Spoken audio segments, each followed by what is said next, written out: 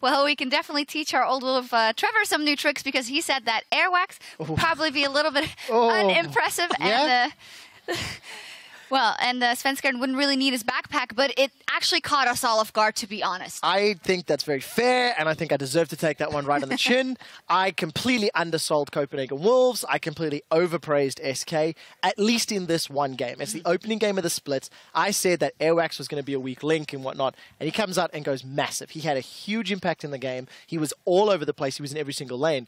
The questions that we had for SK, how are they going to perform? What were they going to do? I mean, it wasn't a great showing, I think, from everybody. Svenskeren ran Lee Sin. You know, it's the champion that got him the backpack at Worlds and playoffs, rather. And yeah, it didn't show up. So all praise to Copenhagen Wolves, and I'm sorry for selling a guy short. I mean, I guess to summarize a lot of points there, I think to put it into one kind of short thing, the old SK didn't work in the new European meta in that game. In their first outing, I think that's fair to say. And one of the biggest things that contrasts this SK from the previous SK was what we showed at the beginning of the show. We showed the graphs to show at 15 minutes what was the gold lead or gold deficit. In this one game from SK Gaming, they were down 3,500 gold. And when you compare that to the former SK for Spring Split, they were up on average 1,000 gold. Yes, it's only one game, but if that is a sign of what's to come,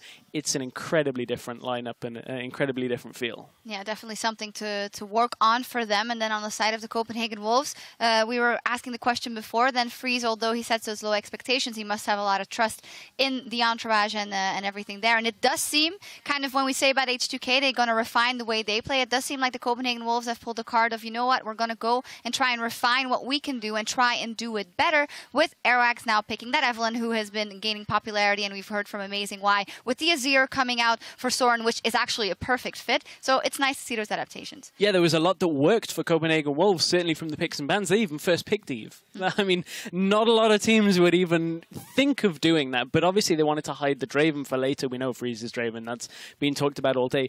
Copenhagen Wolves just looked very comfortable the entire game. And again, picks and bans, you touched on the Lee Sin from Svenskeren.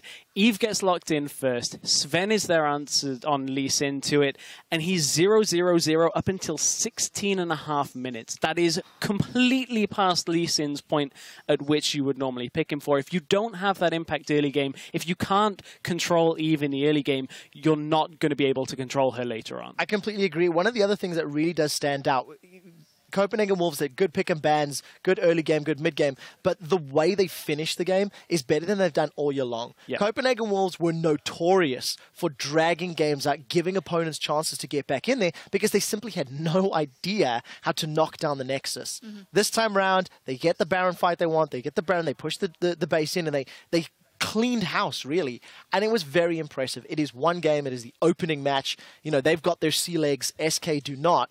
And we just need to see where do things shake up and how do they balance it out. Crepo said, quite honestly, you know, week 3, week 4 is when we start having the actual power levels really standardizing and showing through. Yeah, but will be lessons to be drawn from that one for SK Gaming. Now, looking at the league overall, we're just one day into the summer split, and Dexter is already making a splash in his return to the pro scene. 9 kills, no deaths, and 11 assists. He is our leader in the Fantasy League today. Our Fantasy leader, rather, racking up over 37 points. We had him on the desk here as well. He was flying all over the map, and he just felt in the zone, and it definitely showed on that Baron steal was so good. Yeah, right. I'm sad he's not on my fantasy team. Well, I mean, your fantasy team is the best fantasy team on PTL's, you know, fantasy league. I can never remember the full league name of it. Primetime League, League of Legends, Fantasy League. Okay. PTL FL4. PTL FL4, you've got the best And team. the only reason Stress is saying that is because he drafted for me while I was on vacation. But I must admit, I'm stoked. You got me Huni. I called my team the Hollow Rangers Argo. He got me like 20-odd points. Rainover got me 26. Hyanen's on there as well. So I think I'm in a good spot. The only thing is, I'm fighting Mark Merrill. So like, I'm in this torn decision. Don't beat him.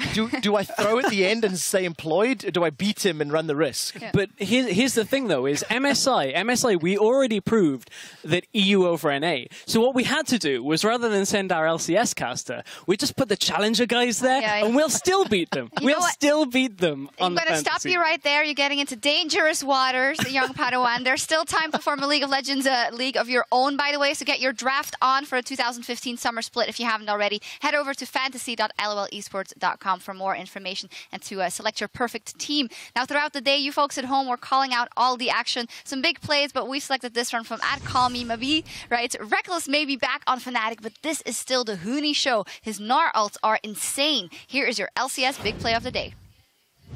We'll see whether or not that Maokai is enough frontline. Now Featherfin's joined the fight. Hylissang, I think, flashed forward for that one. Instant QSF from Reckless. But the massive Gnar against the wall. Fnatic have just won the team fight. Thanks to Huni. 4 members of Unicorns of Love are down. Yeah, the Huni pot is still very sweet if you're a Fnatic fan. And the thing is, it's so great to see the growth because Huni on Gnar in the spring split was average at best. He didn't hit a single wall when he used Gnar. MSI was a marked improvement, and that game was just phenomenal. Absolutely, and Fnatic just looking more scary than they already have, which was something that was hard to imagine at the end of last split, but it is happening. And with day 1 of the summer split behind us, let's take a look at how the teams stack up. As said, standing tall with 1 win apiece are the Copenhagen Wolves, Elements, Fnatic, H2K, and Origen, and everyone else is a game back at 0-1. A lot of things we had expected, I would say. Fnatic, H2K in this one, even Origen after day 1 getting that win versus Giants, with the Copenhagen Wolves at the top of the table and the rest at the bottom, and Elements at the top, which is good for the fans and actually a very good showing for them, a good leg to stand on. Anything else in the standings that particularly caught you off guard? I think I don't want to take the wind out of anybody's sails, any team sails, but week 1 of Spring Split, we had some teams that picked up wins, and they ended up bottom half of the table. It's so still all to play for now. So lots of strong performances, but let's not start cashing in the world's trips yet. Giants went 2-0 and then obviously really stumbled once their magic ingredients were removed. But I think you hit the nail on the head, Sharks.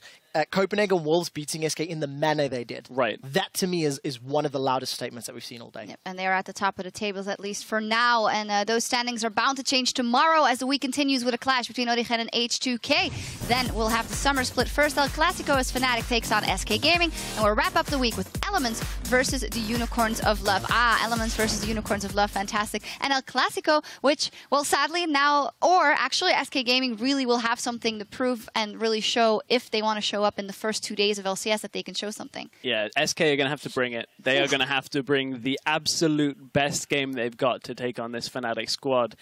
That is going to be a great game. I'm actually really looking forward to the H2K Origin game as well, because that's last season's best Challenger team against the team that just came from Challenger and auto-qualified. So that's an interesting game too. I can't pick one out. I want to see every single team. Yeah. I kind of felt like there was a lot of pick and ban trends that happened throughout most of the games today, and I'm interested to see if they continue. I also want to see where Rek'Sai and Ashe continue to play, because I feel like those are 2 champions that are very contested that I wasn't actually expecting coming into the week. So we'll see if that continues in day 2. Yep, we'll see tomorrow indeed, and the games will start tomorrow, Friday, at 6 p.m. Central European Time. That is 9 a.m. Pacific. Now, until then, we must bid farewell. On behalf of myself, Stress, Quickshot, and the rest of the LCS team, thank you so much for joining us for the start of the summer split, and we'll see you right back here tomorrow.